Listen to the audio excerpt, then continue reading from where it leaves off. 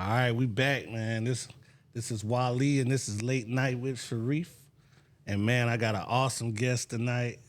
I call her. She's my friend, cousin, that kind of stuff. We I don't know. cousins. I think we fifth cousins or something. Okay, Like so I don't know. I don't know what it is. Somebody had to tell me how all that works down there in Conway. But yeah. So today I got my guest. I'm gonna let her introduce herself. You are. I am Francis Dreama, and of course, I know real estate, and I can prove it. No doubt, no doubt. So before we get into the real estate part of everything, where are you from? That's a loaded question. Not really. It is though. for me too, but loaded. But let me say what I claim. Okay. I grew up in King Street. King Street. King Street, stand up. And Williamsburg County. Williamsburg County. All right, That's home. Like that will forever, ever be home. And I went to high school in Conway, so I graduated from Conway High. Conway Tigers. Yes. Yeah. So I guess I'm from South Street. Carolina, but I currently live in Columbia. Columbia has been home for some years now. By how many years? A lot of years. Since 2011, back and forth. I've moved to Myrtle Beach like twice Right. during that period. So Cool. Columbia keep pulling me back. I hear you. And you're a mother of three? I am. I have a 23-year-old son. All right. And I have an 18-year-old daughter who actually is about 2 weeks in college. Okay, what college she going to? Newberry. Newberry, and, all right. Yeah, her mama crying. Like, That ain't that far now. I know, but I got to stop myself from going to visit her like on a regular basis. I know they'd be sick of me. She didn't go far at all. She basically didn't even leave home. Well, no, she left home. Her suite is empty. Okay. And I have a 9-year-old. All right. Yeah, and he keeps me on my busy. toes. Okay. Yeah, Keeps you in the game. definitely. The middle child, she's going to Newberry College, and she graduated from what, Fairfield Central? Correct. Okay. Now somebody was here that a comedian was here that graduated from Fairfield Central. And he told me the nickname, the mascot or whatever, the school name. What they are again? I can't remember. Oh God, they are. I don't know. It's some All those games fictional you went to? character. I know, and she was a cheerleader. I can never remember them. They're not the Tigers. They're not the Bears. The Griffins. The Griffins. The Griffins. You better than me. Good job. After the last game, I forgot. Yeah, Okay, I know didn't even know. nothing. I don't even know what a Griffin is, but yeah, I think it's a fictional character. oh, okay, So. yeah. So all my family either grew. Most of my mother's family, you know, my mother. Most of her side of the family are either graduated from Great Falls or Fairfield Central. They're all from that Winsboro, Great Falls area. Okay, that's right there. Yeah, so it's right there. So, how was that? You know, different for her, like going to college.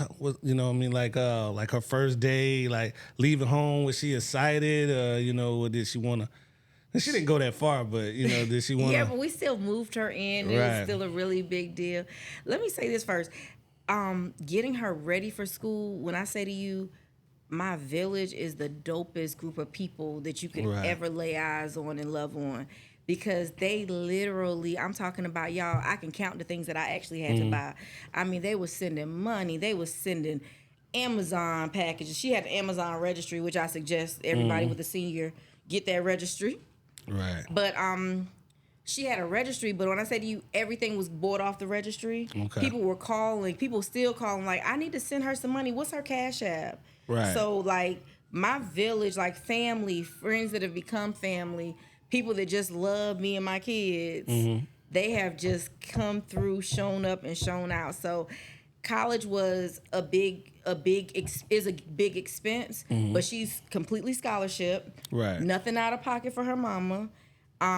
She cheerleading up there? She did not cheer. I was asking her, and you know, of course, you don't want to push them, like, you better cheer, you know, so I don't want to be that mama.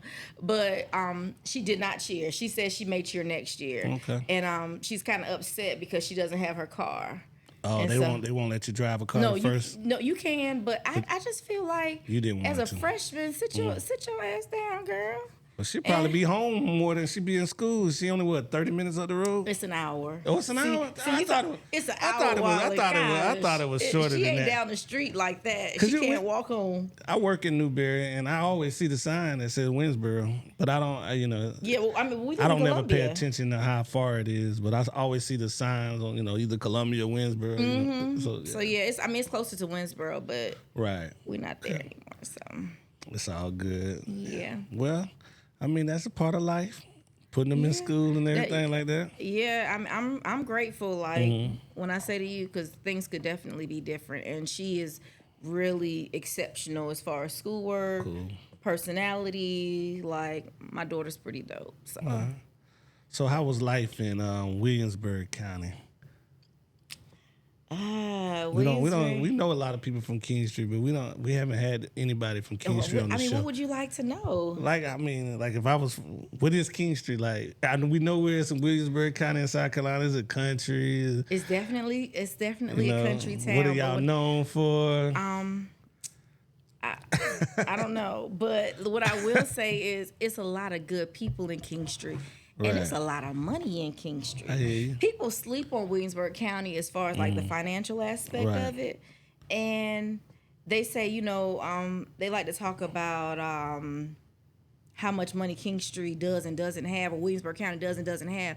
But a lot of people just don't know what's there, because a lot of people move there. A lot of people just come from old money, and just a lot of people you just don't know. But King Street is filled with good people. Right. When I say to you, when I'm in King Street, and when I had my kids there, when we lived there, I never got nervous about my kids. I always knew that if something ever happened, that they would definitely, be well taken care of.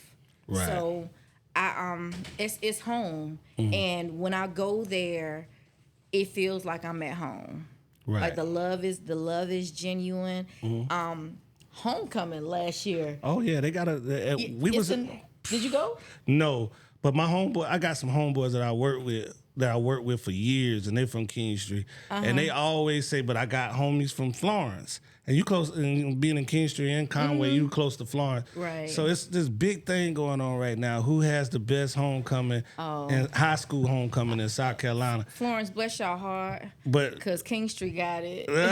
But that's what I heard now. A lot of people from King Street is like King Street, and because they probably been to both being so close to Florence. But a lot of people say Wilson High School in Florence. I was thinking you were talking about Wilson. Now I got some good. I know some good people from Wilson, but when I say to you, the vibe, the atmosphere, King Street is. I mean, I didn't even want to go home last year. I was like, do I need to go home tonight? Let me think. Yeah. So no, it was a good. So my homeboy was like, come up there and everything like that. But I was like, man, I ain't got no place to stay. I ain't got no place to stay. Well, I'm gonna stay. We'll figure out who driving back. We'll flip a coin. Now Florence, I know where I can stay in Florence. I got a lot of stuff to go. You have to go to Lake City to get. I mean, there are hotels in King Street, but we done graduated for those. I know a little bit about King Street, not a whole lot, but like I said, but one thing that you said about King Street that I'm glad you touched on, I have actually never met a person from King Street that I did not like. So, so King Street definitely has a good vibe, a good aura. And I know they got their little thing going on. And I mean, I know you don't rap, and a lot of time we have a lot of hip-hop artists. Wait a minute, don't say I don't rap. You don't rap? I'm joking. But I was about to say, all right, now, the last person did bust a freestyle up here. No, I regress. I'm going to step back. But I like King Street. And how was it growing up in Conway? Now, I know a little bit about that. So Conway was different because... So in King Street, I was being raised by my mom and my aunt. My mom and my aunt who were free spirits, and there wasn't such thing as you have to be home at this time, or you have to do this at this time, or anything like that. You just kind of went with the flow. Right. Now, when I moved in with my aunt and uncle, baby, it was kind of like. What in the world? Y'all, we got bedtime. I mean, like literally growing up with my mama, I don't remember ever having a bedtime.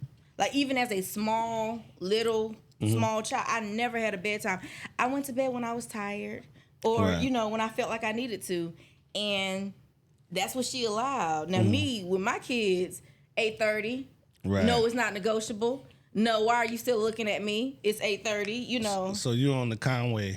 You're on the Conway side as a parent. Because I believe that structure definitely molds a different type of person. Right. Right. So being in a structured environment caused me to be a different person. Right. Right. So I got you. yeah, and I learned like I feel like all my street smarts. Right. And you know, the fact that I know what's up. Right. You know, that came from King Street. King Street taught me how to survive wherever I go. Mm-hmm. Conway taught me how to survive in a boardroom. Right. Okay. And how to sit down and close my mouth and do what I'm supposed to do until I can do something different. Okay. So it works both ways. Definitely. Yeah, I have a similar experience also, so I get that. So when you graduated from Conway High School, well, I don't want you to tell your age, but what class are you in Conway? Baby, let me tell you why. Some people can add and subtract and all that. I don't know. I don't know right now what age I'm looking. Right. But I don't think, and you can correct me because I'm okay with being corrected. But on September the 12th, I will be 45. What? 45. I didn't even know you were 45. I'm gonna be honest with you. I thought you was like 42, something like that. No, I thought you was way behind because you was like when I remember you as a young lady, you was like real little. I'm 4'11". Yeah, but I mean like and a half. Don't without any age on you, little and stuff. Like a little girl, I saw you like a little girl. Like I was like, oh look at the cousins. But yeah, I knew your sister though. How's she doing? She's good. Yeah, she's good. Cool. She's still in like government and all that kind of stuff. No, she's actually in the banking industry. Banking. And she actually lives in Charlotte now. She left DC. If you're gonna be in the banking industry, that's where you need to be at. Yeah. That's cool. Y'all get to see each other a lot, hang out. Sometimes. Okay, that's cool. You know, life be lifing. Yeah. And schedules be scheduling. So, no doubt. You know. So how'd you get to Columbia from Conway? Well, first I went to school in Greensboro. Okay. And then A&T? No, Bennett. Bennett, okay. Do you know about Bennett? I know a little bit about Bennett. I know where Bennett is, but I haven't been on the campus or anything. What's Bennett? Since we don't know, but Bennett, it is a HBCU, right? It definitely is. Right. Bennett is one of the two all-female, all-women institutions, African American institutions in the United States. Spelman being the other. Okay, now we know. And Spelman now everybody thinks that Morehouse and Spelman are sibling schools, but Bennett and Morehouse are actually sibling schools. Oh, okay. Even though Bennett is like across the street from A&T. Oh, okay. Yeah. See, I didn't even know that. I've been to A&T homecoming a couple of times, but I didn't. I know it was a school there, but I didn't. Yeah. Oh yeah, you got to do that once in your lifetime. Mm-hmm. I like it. I like A&T a little bit better than South Carolina State. Oh yeah. Just a little bit. A&T is a whole vibe. Yeah, my Bulldog people gonna be mad at me, but it just. South Carolina State is good, but A&T it ain't nothing like it, baby. A&T got the homecoming. It's really it's really the greatest homecoming on earth. Like I did a summer at A&T. I did summer classes there. Okay. And that was a difference from being at an all-girls school to a co-ed college. Right. So you go from Bennett. Back to Conway, or do you get to Columbia from Bennett? Or? My road. I went and I went to Bennett, and then from Bennett I came back to South Carolina. Okay. So instead of my daddy said to me one time, and you know how people say something to you and you think about it later, like, wait a minute, what the hell are you trying to say? Right. It was kind of like one of those experiences. Okay. I went to an all-girls school, and he says to me, "You the only girl I know to go to an all-girls school and get pregnant." Oh, so yeah. Oh, it can happen now. They out there Spelman now. I got a baby instead of a degree. That's all good. It definitely is. My daughter did too. She's doing just fine, just like you are. Yeah. So. I mean, it happens, and you kind of govern yourself accordingly. Let's just skip through the because you might have stopped a couple more places. So yeah, we'll just say King Street and Conway, or King Street and Myrtle Beach, and then Columbia. Hey, you got to figure it out. So Columbia, like, how did you get here? What made you decide on Columbia? Do you have family up here? Or? I do. So originally, when we were, my first husband and I, we decided to move to Columbia. We were going back and forth between Charleston and Columbia. And we came here and stayed with my cousin Jay and his wife. All right. Well, Jay did live up here. Yeah, he did. He was working at Michelin. Yeah. All right. And we stayed with them like a weekend or something. And I was like, yo, I love it here. Right. And so we didn't even make it to the Charleston visit. Okay. We just ended up saying, oh, okay, we can come here. And that's what we did. And then he passed away in 2013. Okay. And then after he transitioned, I ended up buying a condo in Carolina Forest. Right. Which is Myrtle Beach technically, but that ain't Myrtle Beach for real. That's Conway. That's Conway. Yeah. Yeah, so they say the same thing. Yeah, that's Conway. So you said your first husband transitioned. He was a DJ, wasn't he? Yes, he was. Okay. DJ Relly Rel. All right, yeah. Rest in peace. Shout out to him. I never got a chance to meet him, but I heard about him before. Yeah, he was greatness. Like, he was super dope. Right. He was super dope. Okay. And you know how they be like, the good die young. Yeah. No, really. That's a true story. He should still be here. Yeah. Yeah. Man, that's awesome. Rest in peace to him again. So what's your first job in Columbia? You get here, you get settled in. Because I was not an entrepreneur then. I worked for it back then. Everybody call it Spectrum now, but Time Warner Cable, okay. baby. You was oh my God, you was a saleswoman. I was a retention agent, and those people used to cuss me out so bad on their phone, and but I got money there. Everybody says that. Oh yeah, I got money there. Like, they call cussing. By the time they finish hearing my country accent, and just say, "You are so nice," and I'm rolling my eyes like, "And so are you," But you tell them what they need to hear. Man, how's life with customer service? Like doing. I always wanted to know because I was in sales 20 years. Yeah, well, I've been selling all my life. You are customer service. Yeah, I've been selling all my life, but like, how is it like with like a place like Time Warner, like cable, like upgrades and all that kind of stuff? Because I remember Lexus worked there one time too, and she used to make good money there too. So I was like, yeah, I make good. That's the most. Like, literally, when I worked there, that was probably the most money I had made to date. Right. And I mean, it was you talk to people, you get them, you upsell them, and they pay you for it. Right. And they, like I said, I made good money with them, and I stayed there until after Terrell passed away, or DJ Relly Rel passed away, and I tried to go back to work, and when I went back to work, it was, so I bumped into my old supervisor, Joe Smooth. Y'all, you know Joe Smooth? That name sound familiar, but I don't know him though. His name is Joseph. I think I remember that name. Yeah, he promotes parties and stuff. That's why I asked you. I think I have heard of him. Yeah, but so I don't good know people. him. And so I bumped into him one night at a party, and he says to me, "Francis," and he talks really calm and everything. He says to me, "Francis," and he said, "Do you remember what you said to me?" And I said, when? And he said, you came back to work, and I was asking if you were okay. And he said, you started crying. He said, not just a regular cry, but like I started literally, we on the floor, and he comes to me, he says, are you okay? Because, of course, everybody knows that Terrell died. And I started ugly face crying, y'all. Like, I'm talking about couldn't catch my breath. And he was just like, and he's like really calm. He's like, calm down. Wait a minute. So he gets somebody to take the call that I'm on. And I'm like, why did you have to come here and ask me if I was okay? But so I'm crying, and he like takes me to like this back area, and he says to me, maybe you should go home. And I was like, everything at home reminds me of him.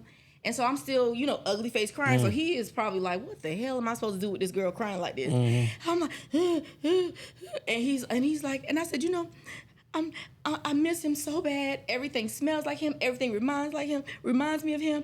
And I just miss him so bad. And I'm so horny. I don't know what to do with myself. So he's like, so already HR should have been called. You know what I'm saying? So, right. But he patted me on my shoulder, and he was probably like, I don't even know why I stopped at this girl desk, but he patted me on my shoulder. But he reminded me of that. Okay. And I just, I was so, distraught. Yeah. Like it was just that was a really difficult right time for me. My husband. Right. Yeah. So before we get off of that, like after you lose someone like your husband, because of course my wife was been going through cancer for 4 years, and sometimes I think about like, what am I gonna do if this don't work out? You know what I mean? Yeah. I hate to think like that, but you know what I mean. I mean, realistically speaking. But realistically, you got to go through the you know all of that, and so how do you pick up from that when you get into the next relationship? When you invite that person over, do you still have pictures everywhere? You know what I mean? Yeah. That's what you got up. That's what you got up. I mean, if you don't want to see it, don't come to my house, baby. I bet you don't pay these bills. Right. So, I mean, but to answer your question, you never get over it. Right. You will forever. There will always be something that reminds you of this person. And between 2013 and 2014. My husband died, and then 10 months after he died, my dad died. Oh, wow. So, I was like, ain't no way God loved me. Right. But to answer how you get over it, I turn to God. Like, when I say to you, Jesus was like, Lord, let me go and see about this girl again. Right. Because here she go in public again, crying. And, I was, when I say to you, I was a mess. I was a mess. But when I say... the only difference that I see in myself and like people that have not gotten past people transitioning, because the thing about life is it ends, and we don't decide when, we don't decide, how, but it happens. Right. And I prayed. I went to therapy. I went to group sessions. I wrote letters. Right. I'm talking about, and I really do feel like I grieved him. And then, I never really talk about this a whole lot, but when I say to you, after he passed away, the women, oh my God, when we first got together, my mama said, everybody, these women love a DJ. All the women love a DJ. And I was like, Prime baby, when I say you, one of the women was falling in the casket at the wake. I mean, I'm talking about, and I thought it was his cousin. Right. But come to find out, she was actually a fan. Oh, she was more than a fan. That was his little sweet thing. You know what I mean? No. You know what I'm saying? So the women, and I mean, like, and I'm not taking anything away from him, because this was he loved me properly. Right.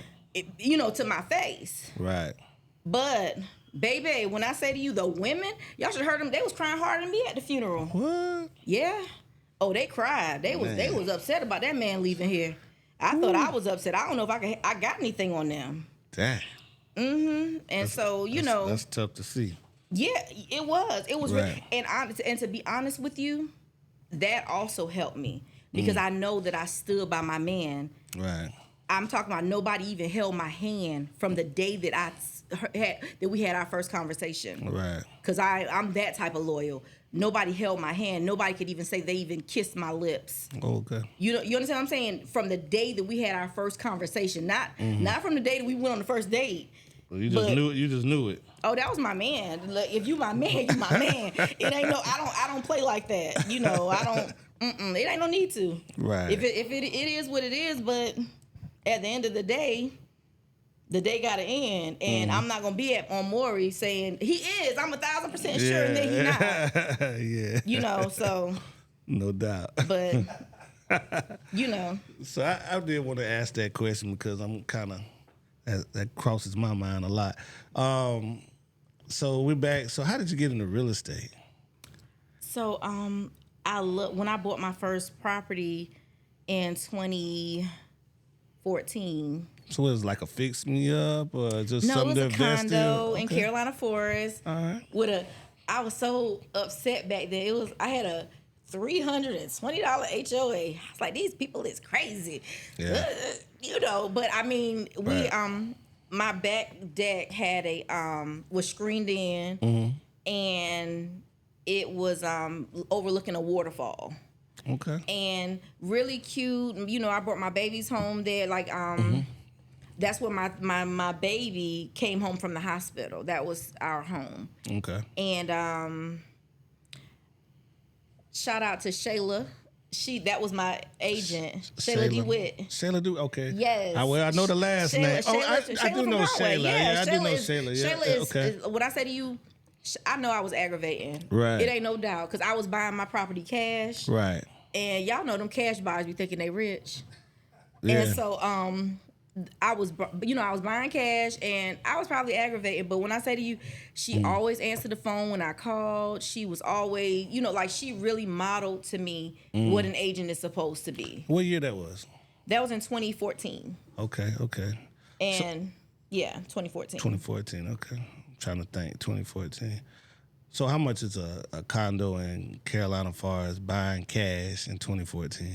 In 2014, it was about $100,000. That's not bad at all. No, because I wish. What do you think it is now? I know you look at they about 200. 200. Yeah. Wow. So yeah, for that same three bedroom, 1,500 square feet or 16. Yeah. And actually, I'm looking now. oh, we let's talk. go. I'm looking now, but let's go. I don't have that problem that I had before where you got to work and, be close. Because I know in real estate, sometimes the lenders won't lend to you if you're going too far out from where you work at and stuff like that. Yeah, unless you assure them that you are changing jobs or your job is online. Well, in this day and age, it's so much online stuff. Mm-hmm. So people don't have the same issues because it's a matter of, I'm mobile, mobile. I don't know what to call them. I sound like somebody's grandma. Oh God, why can't I think of it? It's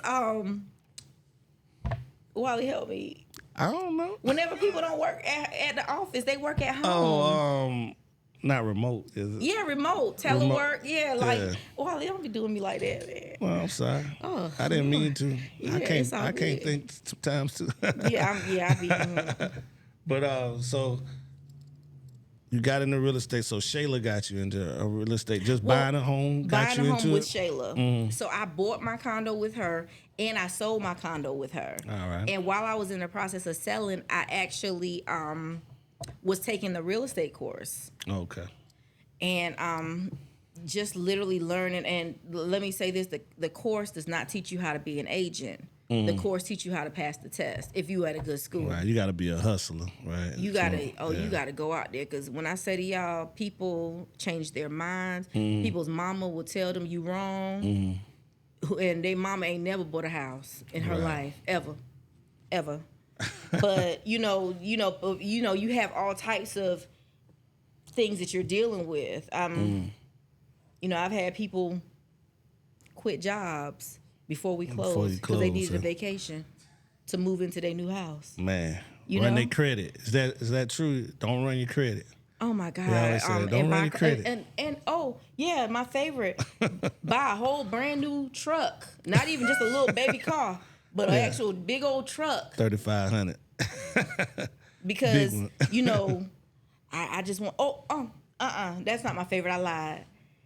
A house full of furniture. Before you close, whenever they rerun your credit. So now your debt to income ratio is off. Oh, man. And you can't even buy no house for that furniture. You gonna put that furniture back in your apartment? Mm-hmm.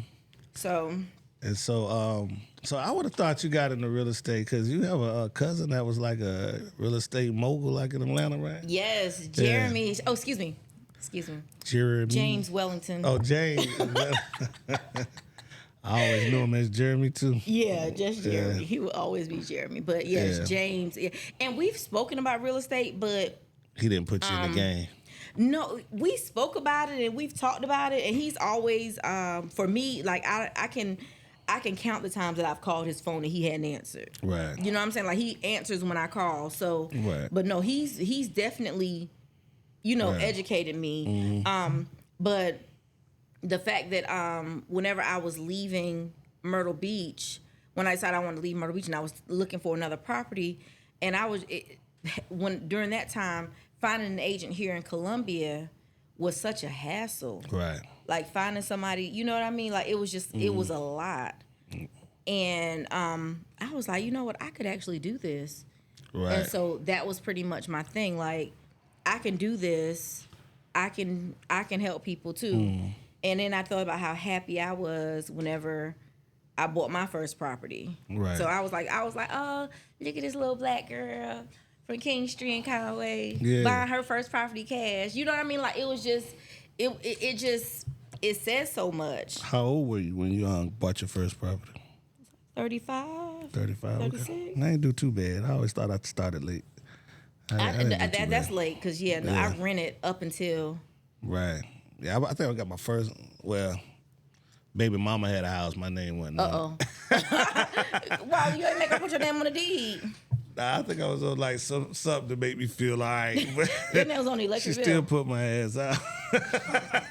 I knew I didn't have nothing when I got put out back in the apartment. You was helping her. You was helping her pay the mortgage. I was helping her pay the mortgage. Oh, you a good guy. Yeah. You the kind of everybody be looking for. Our mortgage was like $700 or something. That was so much back then. Yeah, we was the first ones out there to the summit. Everybody had the same house, same layout, just a different color. Cutter. It was cookie a pink cutter. One, blue, yellow. Yeah, that's what they call it. Cookie cutter. Okay, cookie cutter. All right. And you put some sprinkles on that one, but don't put none on that one. We was all in a circle. And we just thought we was just the richest people because we was out there in the summit.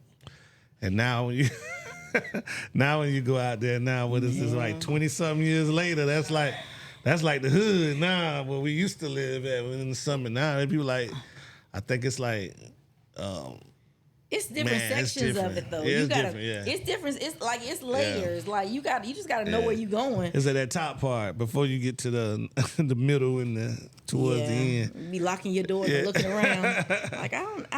Are you sure you want to see this property? Yeah. Some of those, Does she still have the house?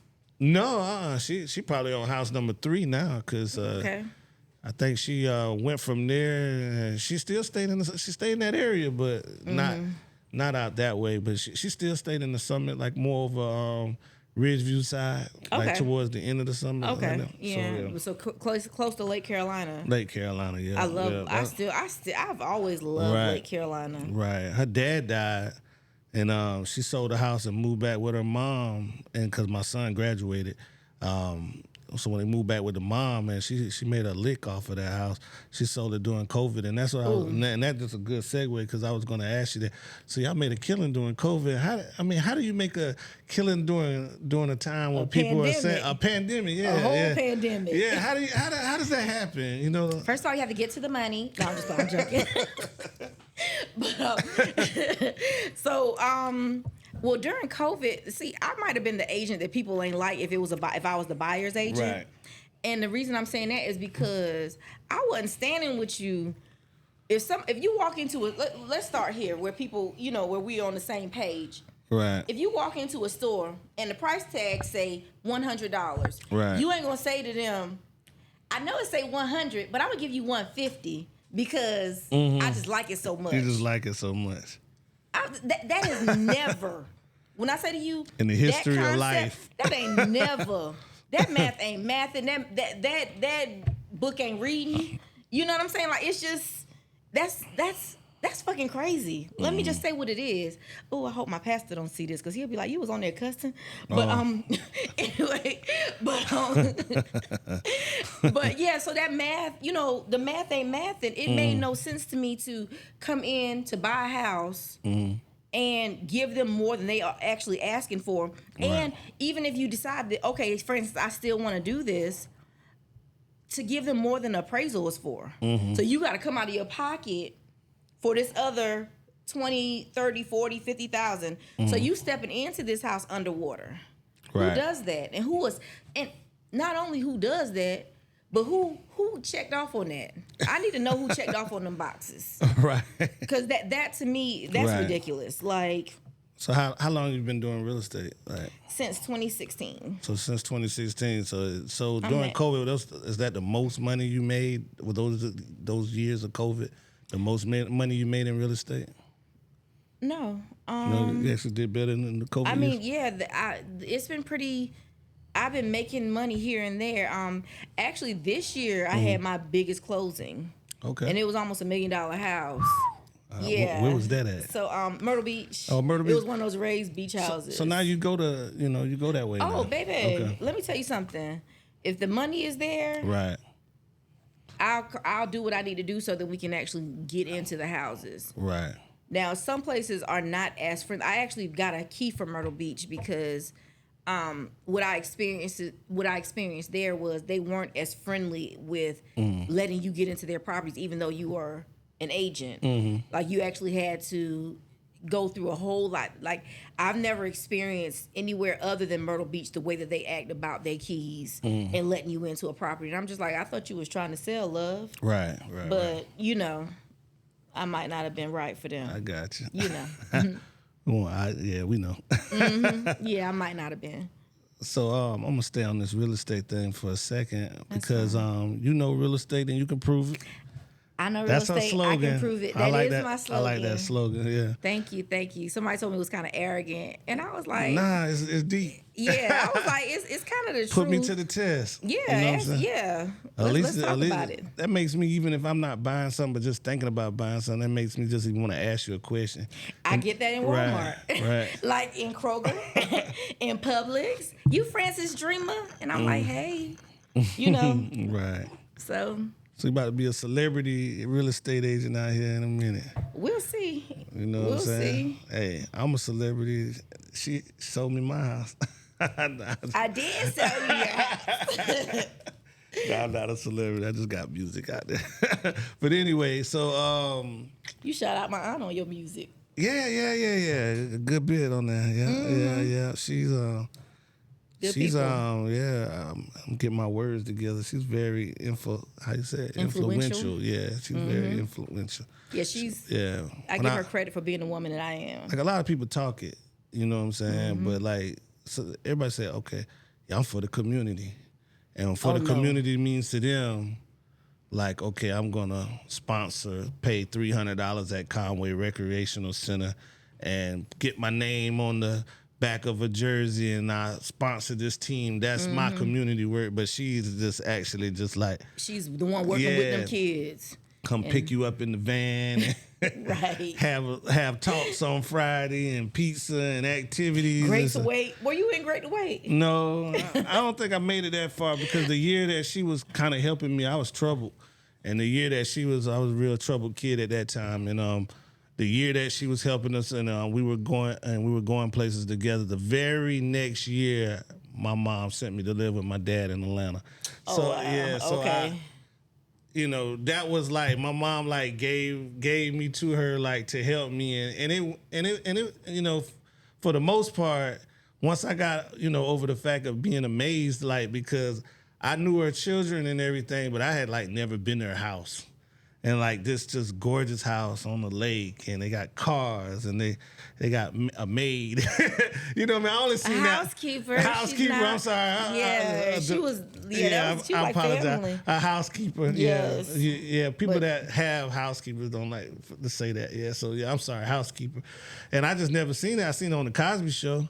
So they was like the next best thing to the Cosbys to me, and you know what I mean. But they were like really dope and stuff like that, and I let her down because like that they used to do these talent shows, and like I had like an older friend of mine that I had just really started rapping and stuff, and he just was like, man, I don't think he said it in these words, but he was more like, we got to keep it real. Like when we go out here, we ain't gonna dumb it down. They want us to talk about school and stuff, man. We gonna talk about, we're gonna talk about this. We're gonna talk about that. It wasn't about selling dope or nothing, was it? Well, he talked about selling dope. Oh my God! I didn't sell dope. Of course, I didn't sell dope. My mama was the guidance counselor. I love your mama. I still love your mama. I wasn't selling dope, but I was hanging out because my mom actually, my 8th grade and 9th grade year, she actually lived up here because she had twins. She had twins, and she was going to school at USC because Coastal didn't have The masters. They didn't have a master's program, so you had to actually come live up here and then come back down to Conway with 2 babies and see me for the weekend, and then she was miss a weekend here and there because it was so much on her and she had to study. So I just kind of got out there a little bit. So that's how you. That's because I wonder that. Yeah, okay, because I know your mom would have snatched you back quick. But so by the time she came back to Conway with her master's degree and a good job, shout out to Miss Lane who helped her get a job. Rest in peace to Miss Lane. They helped her get that job. She always say, anytime you say something about me, you say Miss Lane. So yeah, I told her I would do that. So anytime I shout out my mom, we got to shout out Miss Lane.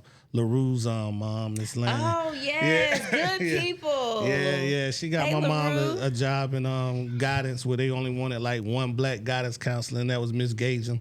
I remember Miss Gagem. Yeah, that was like the I only. remember Miss Gagem. Is Miss Gagem still with us? I don't know. I don't think so. Oh, but, okay. I just can't confirm that, but I think she did pass. But okay. But my Miss mom, Gagem was good people too. Yeah, my mom was like, they didn't want 2 black guidance counselors. They didn't want black. It amazes me that Conway has a black principal.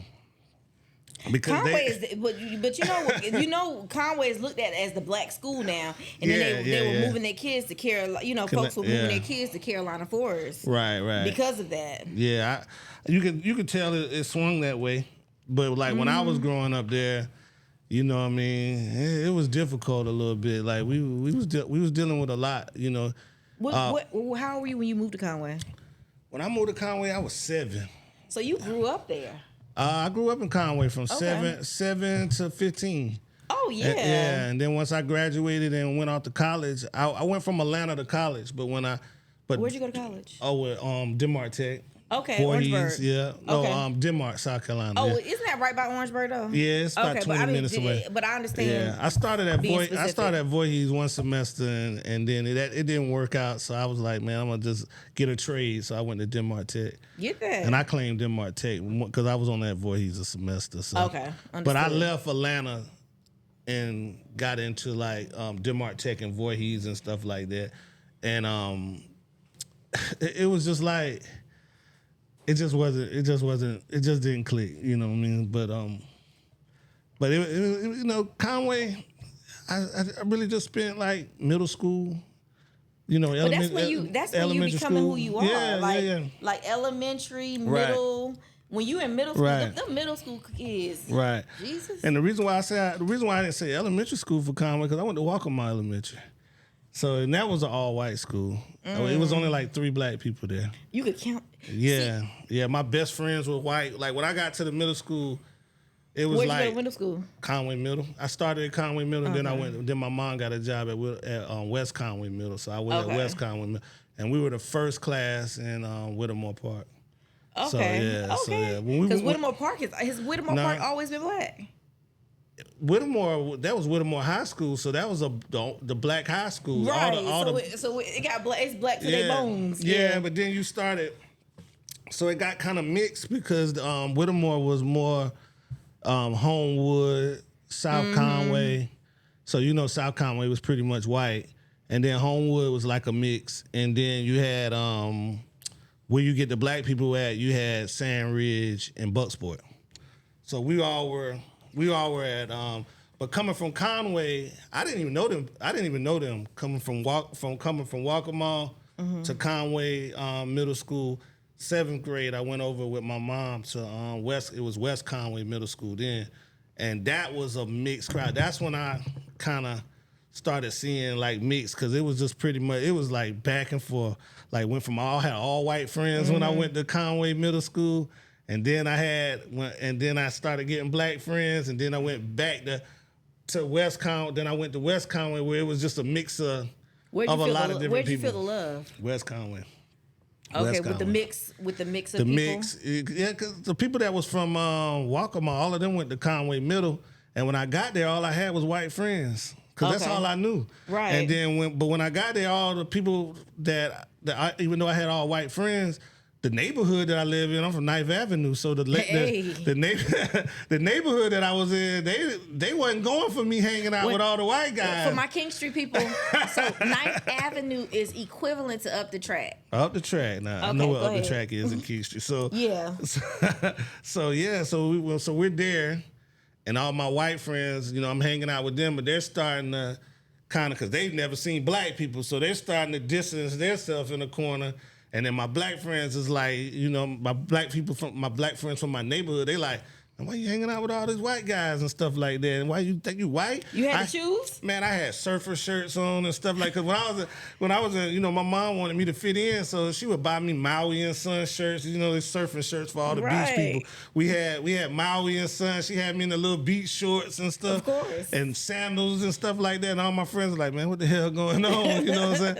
So when I got to Conway Middle, I had to switch it up and be bad a little bit to prove myself, and I wound up in 7th grade getting kicked out for like 10 days. We got in a huge fight. Like it was like, who won? I'm just joking. I don't know. I got beat up. But the guys that was with me, we did all right. We had it was the West Conway versus Conway Middle, and so it was Bucksport versus Conway, and then. I was cool with people from Bucksport, but I just had to ride with my Ninth Ave. You had to claim your set. Yeah, I had to ride. I live in Ninth Ave, I live in Ninth Ave. I didn't mean to say claim your set, of course. But it was like that though. Before the games, we had to claim my neighborhood. It was Ninth Ave, you know what I'm saying? And it was whole Conway was against each other. But when we link up with West Conway, we was against Bucksport. But Conway got together and Bucksport when Myrtle Beach was around. Yeah, and when we got to go to the beach, we a team. But and then we all played on the same football. Everybody played on the same football team, same basketball team. Conway is weird like that. You know what I'm saying? Like Knife Ave got something against Huckabee or you know what I'm saying? Or Brown Swamp got something against, you know what I'm saying, Knife Ave. But then like when we together, and then but what I think, would kill all of that. I mean, I don't think it'll never die because it go back from grandfathers and all that kind of stuff, and great grandfathers and stuff, those rivalries and stuff. But I think what helped out a lot was that we all started working at the pavilion. So I was never allowed to work at the pavilion. Unfortunately, I wanted to. Yeah, that was the peace ground. I wanted to catch the beach bus and work at the pavilion. And catch that beach bus, that 2:30 bus. Cheryl Adamson said, "No, ma'am." No, ma'am, you will not. I said, "Oh, you want to talk about the club?" And I'm sorry, I'm taking your interview. No, you fine. It's a history lesson. But you want to talk about the club from Conway, the 2:30 bus to the one, and all my Conway people can correct me, but I took this.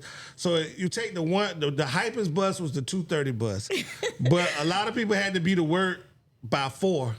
So you know what I'm saying? They didn't want to take no chance. So all the scary cats was taking the 1:45. So you can have a good time on the 1:45 p.m. bus. That's like 2.5. That's too early. Yeah. I would have been on that 2:30 bus. Let me tell you. Yeah, if you take the 1:45 bus, you sitting around for an hour waiting to go to work. Yeah, no. Now if you a real nigga, if you catch that 2:30 bus, you get in there when it's right time to clock in.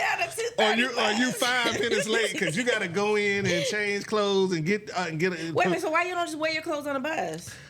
You can, but the pavilion was kind of different. I forgot how you used to have to come and everything like that. It was like a locker room and all kind of stuff to change clothes and stuff like that. That was aggravating. That was such a long time ago. I can't remember why we didn't already be dressed, why we weren't already dressed out. And we may have been already dressed out, but I remember changing clothes there all the time. But when you got off, the pavilion closed at 11:30.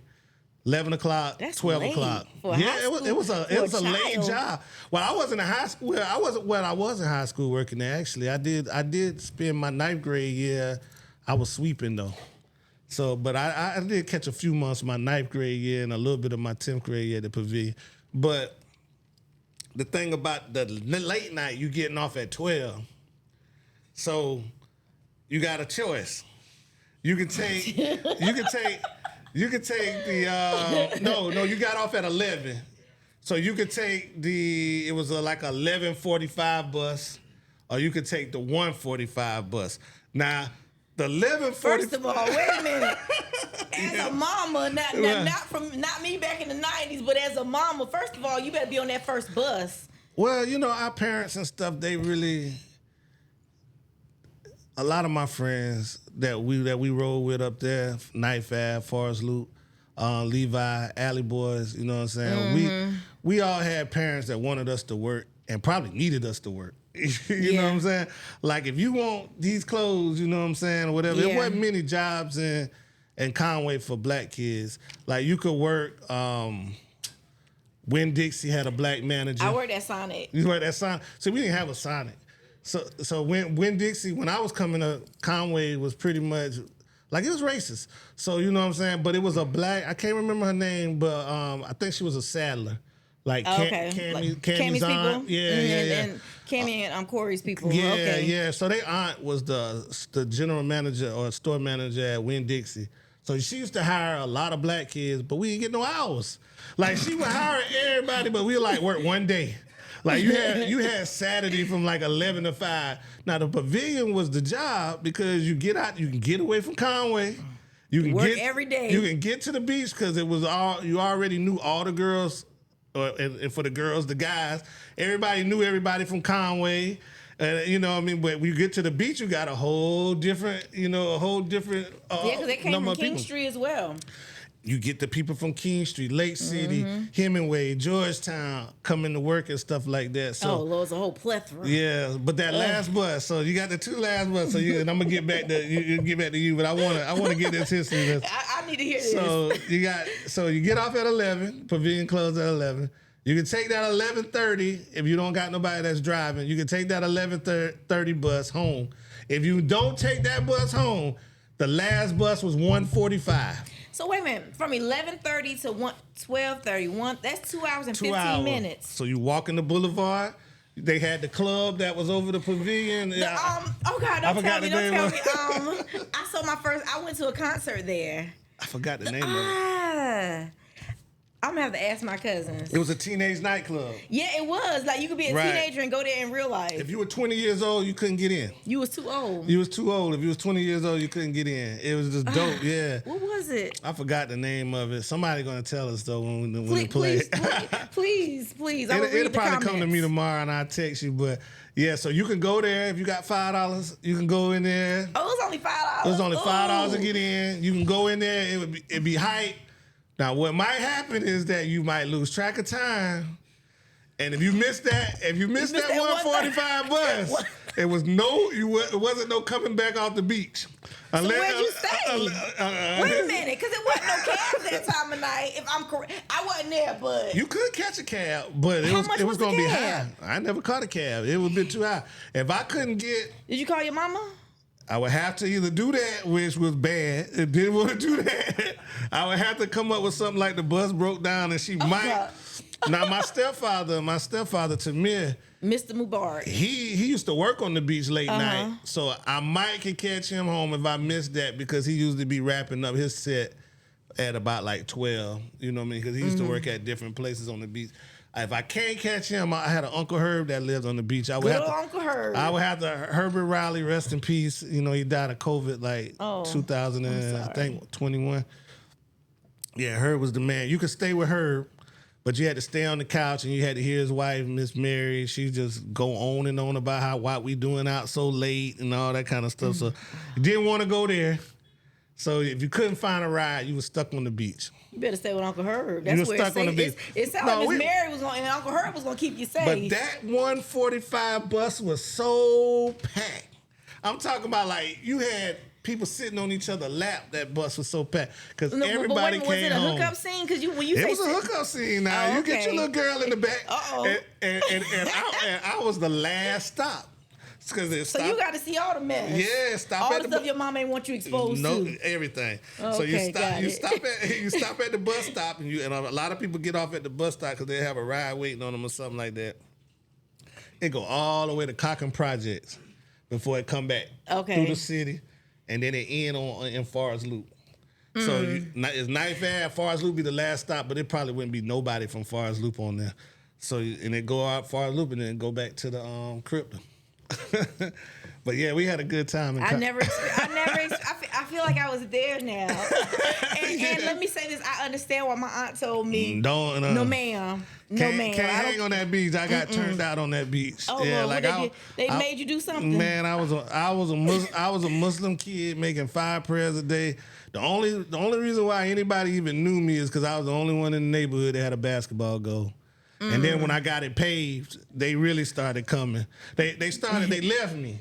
When I had the only goal, but then everybody else started getting one, and they left me. And then my stepdad was like, "I'm gonna pave it for you," and he paved it for me. And when I got mine paved, everybody came back, so they didn't have to get dirty and everything. I'm about to say something about that time period. Yeah. I ain't gonna say no names because I don't drop names. Right. But I remember one of my cousins used to be like, "Ooh, Wally, and I'd be like, "Oh, okay." I'd be like, "So what you gonna say to him?" Like that's always been my thing. So what you gonna say to him? That's my boy. I know you talking about. Yeah, I know you know. But we ain't gonna put them out on. We ain't gonna put her out. But she's like, "Girl, Wally's so fine. He is a man." So while you was a man, I don't even know if you knew it, but he is a man. I'm like, talk to him, say something to him. I was a nerd, but she liked me though, so it was cool. You was like thugnificent or something to her. And she was like, "Oh, girl, Wally is a man," and I'm like, "What do you do?" I just, because if you saying he a man, I'm just curious why you say that. Yeah, I was too slow for her. We fast. We fast. Yeah. I was a little too slow for her. Okay. Well, she thought you was a man. You wasn't that slow. Yeah. So, it was it was 4 of us. Like it was me, my cousins, and I were all 16 at the same time. Right. And cool little crew. Yeah, them Adamson girls. Yeah, so. Y'all threw in Cammy for a little while then. Yeah. Mm-hmm. And I mean, like, it was those was married friends because I began to love them. Cammy, Christy, and Trina. Christy. Yeah. And so we all kind of merged in. Right. But my crew was Tanika Parson, Tisha Austin, and Austin. Tasha. Natasha. Why can't I think of Tasha's name right? Last name right? I'm thinking about her married name right now. But Tisha and Tasha were from Bucksport. Right. So that was my crew. Right. So yeah. I remember when I don't remember you at the high school, but I remember when your cousins came to the high school. They're a year behind. They're a year behind. What year did you graduate? I didn't graduate from Conway High, but I would have graduated in 95. So I think they were like 93. I think Mary's 94, right? Yeah, Mary's 97. No, 96. 96. Yeah. Oh yeah. I'm going backwards. You went for me and them people. Mary was 96 and Missy and Kylie were 97. Yeah, okay. And I was 98. And you were 98. Yeah, I should have been 97. Yes, I was gone when you came to the high school. You would have been in the 8th grade. But I remember y'all. I remember you from like football games and stuff like that. You used to kind of be the little one at the football game with them. Yeah. But my uncle Uncle James used to say to us, we'd be going to the football game. And he'd look at what we were wearing. And, it gets cold, during football season. And he would say, y'all want to be cute or y'all want to be warm?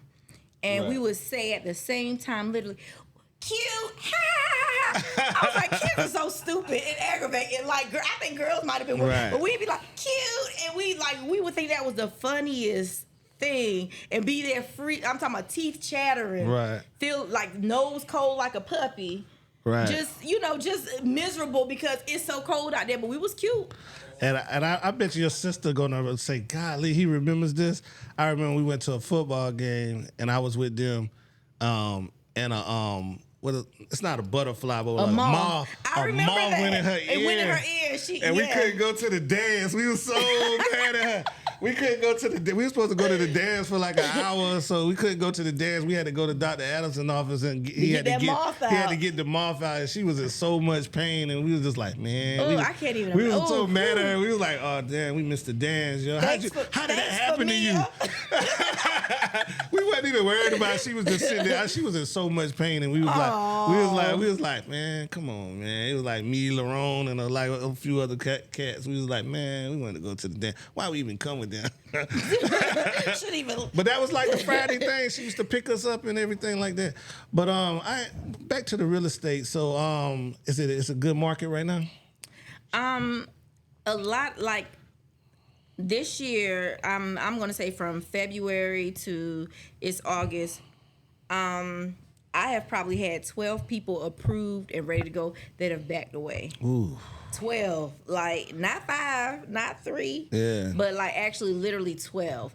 And they anybody can tell you that as an agent, I'm not pushy. I'm not pushy as a person because baby, that's your mortgage. Right. You understand what I'm saying? So I would never ever try to insist that somebody do something that they're not comfortable with. Right. And my job is I'm a matchmaker. I saw a meme that said that one time. I introduce you to your baby and y'all get together. Or house. But when people are apprehensive about the amount of the mortgage or and I've had a client that was actually approved maybe like 2 years ago for one price, and that price point has dropped about $50,000 between 2 years ago and now because of the interest rates. Right. And she was, we actually had a conversation today, and she was saying that she didn't understand. She was like, golly, it dropped so much. And I was like, baby, that's the interest. So I don't see the interest going back to that 3%. I don't see it, but also I'm not a fortune teller. Right. So I can't say that it definitely won't. But what I will say is that there's no time like the present. And if it does drop down back down to that 3%, keep your credit straight and you can refi. For the people that have that 2%, and I was talking to somebody today who has a 2% interest rate, and I can't compete with that. I'll tell you straight up, like, it ain't my money, it's the bank's money. Right now they're getting a 2%? No, that's how long they had their house. Okay, yeah. So where they have a 2% interest rate. Wow. And so I was like, "Oh, I'm so jealous." Like, you know how you be looking, like you see a movie and the child is like looking in the window of a store. That's how I felt thinking about that 2% interest rate. Cause baby, 2%. That's amazing. That'll make somebody do something strange for some change. That 2%, baby. Let me tell you. And how real estate? I mean, what's your slogan again? I know real estate. I can prove it. And prove it. And how you prove it is, we're gonna wrap it up. I kind of got off a little bit. I wanted to go a little bit more about the real estate. You have to have me back again. I have to have you back. You have to be a co-host and we interview somebody else. Okay, cool. Yeah, I'm looking for co-hosts too. Oh, for like different. Hey, bring somebody and be the co-host, and we can have a good time. I'm sure. So how she knows real estate and how she can prove it is that I'm a loyal person. They call me loyalty. I'm a loyal person. That's your name? Yeah, that's my name from my 5% days. Oh, okay. My loyalty. I dated a 5%. Yeah, I had one that named me in college. And he was just like, your loyalty. So, so I'm a loyal person. I try to stick to that. And if I do business with somebody, I'm gonna come back and do business with them for life. So my realtor who sold my house, I met her. She sold my house in the country. I couldn't sell it. She sold my house. So I told her whenever I get ready to buy a house again, I would hit her up. So I got my grandmother, she was about to pass away and everything like that. And she said, Wiley, buy a house, buy another house. I hate that you sold your house. You should have kept your house. Oh, Lord, Grandma, she drills me like she forget everything, but she kept drilling me about buying a house. So I said, well, let me just buy a house. You know what I mean? My wife was like, yeah, I want my own house because she had sold her house. And we were renting. So she was just like, yeah, I want a house too. But I knew it was my grandma pushing her to push me. Yeah. So I went ahead and do anything my grandma tells me to do, you know what I mean? I did it.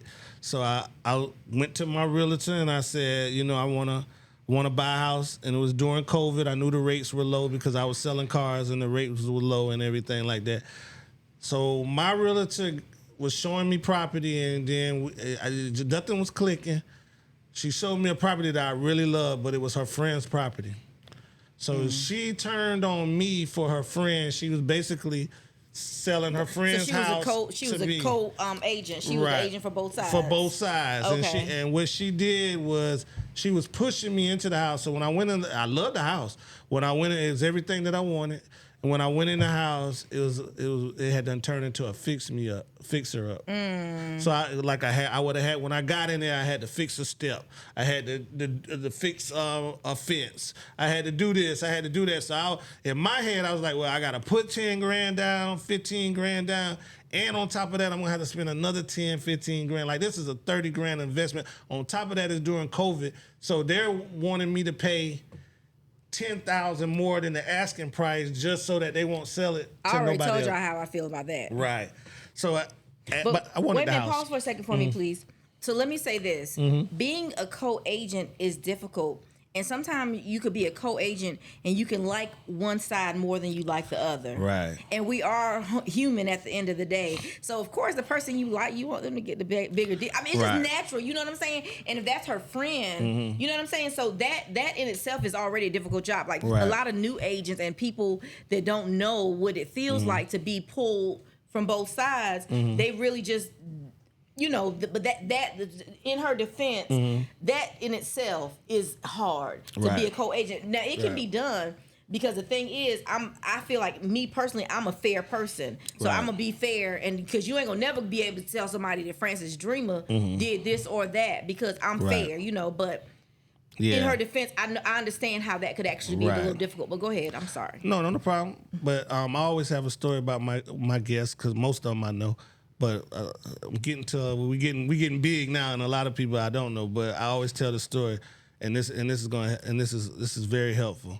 So what the agent was? So you said that's what you call that again? Co-agent. A co-agent. So she was doing this co-agent thing, and she probably liked her homegirl better than me, even though me and her had a 12-year relationship because I didn't buy the house from her, but I started with her friend when I bought my house. They were in the same agency or whatever. Okay. And she was just kind of overwhelmed or whatever, so she gave me to him. Then, but I went back to her when I sold the house. Okay. So we have this relationship. Christmas cards every year, blah, blah, blah. How are you doing? Phone calls, all of this stuff. When you want to buy a new house? When you want to buy another house? She was on it. So COVID is here. I bought a house. I want to buy this house. But I wouldn't buy the fit. I just kept saying, I don't feel good about it. You know what I mean? Tell them, you know what I mean? I do 250. This is not the market. She just drilling. This is not the market. People are paying, I said, man, nobody's gonna pay that, and they gotta spend that kind of money. At least take the money that I gotta spend. She was even willing to give up some of her commission to me. To get that sale to go through. To get that sale to go through. She was getting that 6%. Baby, she was going to make it off of her and me. This chestnut checkers got it. She was going to probably make, after I looked at it, she probably was going to make 13 grand, probably 6 from her and 7 from me. So that's how I looked at it, you know what I mean? But I bet, so at the end, she was just like, nah, the deal's off she told me this. And I was still begging her for money. She said, you know what, I ain't got to deal with this. The deal's off the table. Oh. That's what she told me after a 12-year relationship. That'll make me drive to somebody's house. Now, this is the time. Now, I remember. No, that's an in-person conversation because who you talking to? And we still friends, so I hope she hears this. But she was driving. No disrespect, I sold plenty of them great cars. She was driving a Honda when I met her. You know what I'm saying? When she sold my house, she was driving not even like an Accord. She was driving like a Civic, right? Oh, okay, got it. Like a go out the school car. Oh, okay, got it. So nothing wrong with that. No, by all means. I wish I had me a Civic right now. Yeah, but when I think of a real estate agent, I think of somebody that's making pretty good money. So she's driving a Tesla. Oh, so she the upgrade. Go girl. Go girl. She driving a Tesla. So I said, this girl that got the big head on me. But when she told me the deal was off the table, I was devastated. Then I even called her back the next day. I was like, I thought about it. Did she answer when you called her back? Yeah. I said, I thought about it. Maybe I was wrong. She said, well, I'll show you something else, but that's not the house for you. And I was just like, I said, nah, you know what? Don't show me anything else. So I called this girl Ruff, is her boss. This girl I met a long time ago sold her a car. She called me back and tried to get me back in the loop, but I was like, nah, I said, I already called, I said, this is my thing, is that I've turned you on to other people. Yeah. So I said, I turned my people on to some other people because we're like family. I said, But when I got ready to buy my house, I didn't reach out to her first. I reached out to the person that I'd done business with before. Right. You know what I mean? Maybe I turned her on to some other people. You living up to your name? Yeah. So I'm sticking with her and sticking with your company. But she talked to me like that. I said, nah, I already reached back out to her, to Francis, and I'm going to just deal with Francis or whatever. And me and this girl been going 2-3 months about a house, you know what I mean? This and that. At first, I didn't know the market. I didn't want to pay $20,000 over. I kept getting beat out. I stand on that. I don't. And anybody that has bought a house from me will tell you I act like it's my money. When the agent calls back and says, "Hey, Francis, so you sent over asking this," and I'm like, "I did. How can I help you?" Because I did. I know what I was typing up. Right. You know what I'm saying? Like it's no question because I act like it's my money, and I be wanting to spend my money on furniture, not on down payments. Right. And so so after I called you, we got everything. I told you, I said, well, I already been financed. This is the guy. You reached out to him that day. We found out. I said, you suggested some things. I said, this is the house. You reached out to him, and I only had, and this is how good Francis is.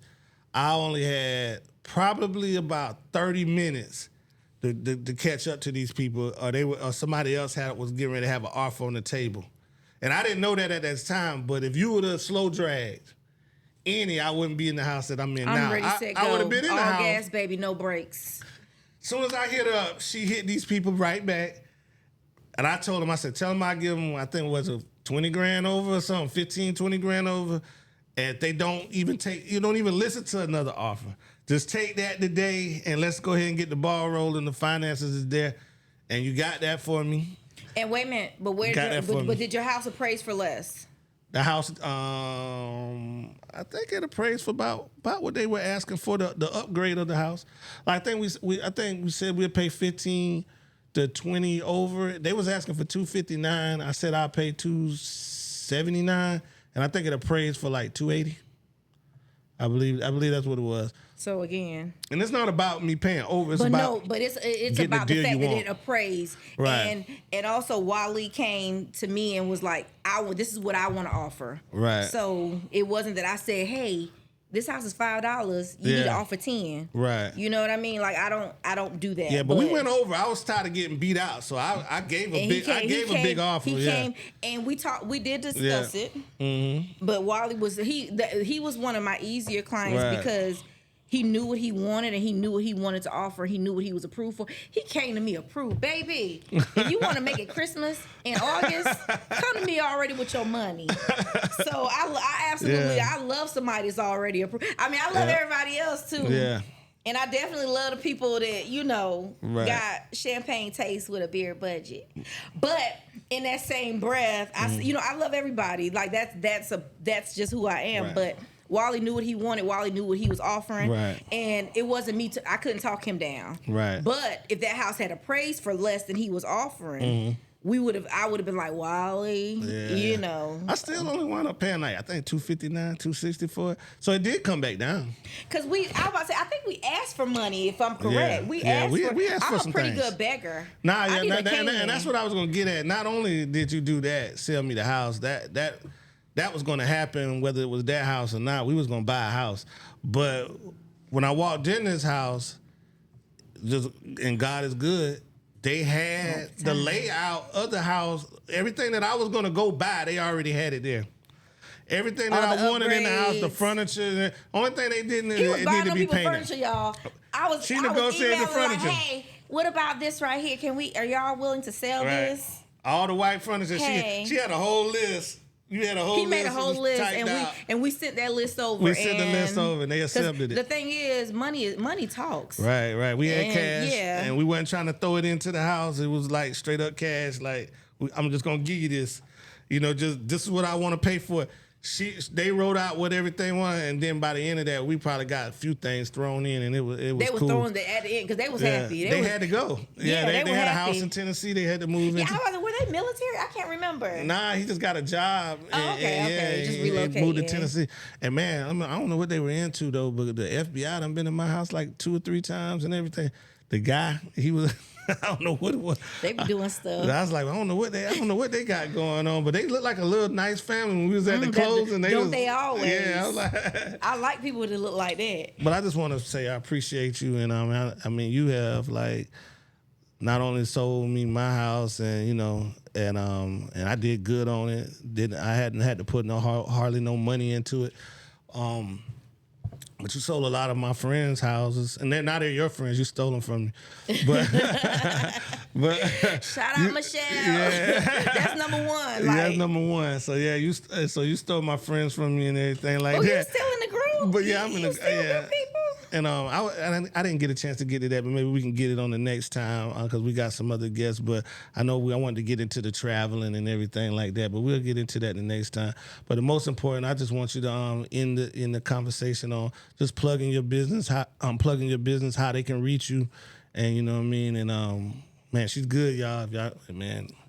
She's really good, so. I act like your money, my money, if that's okay. So I am Frances Dreama. Of course, I know real estate. I can prove it, and that's Frances with an E, and Dreama is ebonically correct. My mama was special, and you just end dream with an A. And so I'm Frances Dreama on Instagram. I'm Frances Dreama on Snap. I'm Frances Dreama on Facebook. And my regular email address is, no, let me not even give that. So my email address, if you'd rather email, because y'all don't be, I use this email. I don't want no problems. I don't want nobody flooding me. But it's a dreamastate@gmail. And of course, my phone number is 803-873-6356. Call me. Shoot me a text. But don't call her for no BS now. That's what I was about to say. Married. Y'all stop being weird. Like, don't be sending me no pictures unless it's of a house, and don't be sending me no weird messages. That's just so ugh. Like, send a picture with your shirt off in front of the house you want. Be so creative I can be like, with here this mofo go. Here we go again. Wally, this is on you. I'm gonna be texting. This your people. Nah. But seriously though, yeah, just give me a call. Right now, with where we are, veterans, we are pretty much at a 500 middle score, but I can actually get you approved for less. And veterans, of course, is 100% financing. USDA is 620. That's kind of like in the rural areas.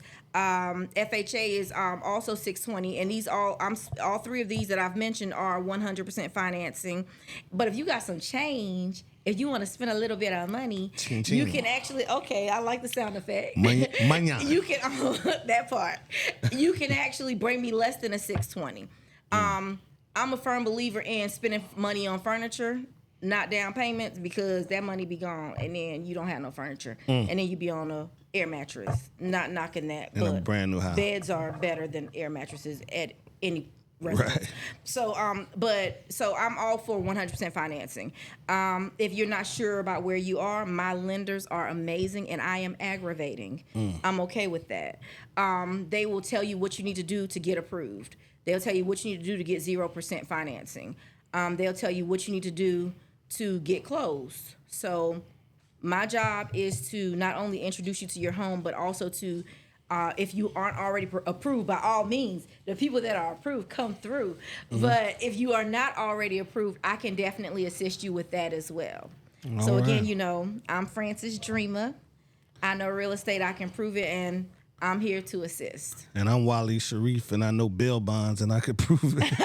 And I ain't gonna steal her slogan. I'm gonna get you a slogan. Give me a slogan. Next time I see you, I'm gonna have you a slogan. Yeah, give me a slogan. I need one bad. Yeah, I got you.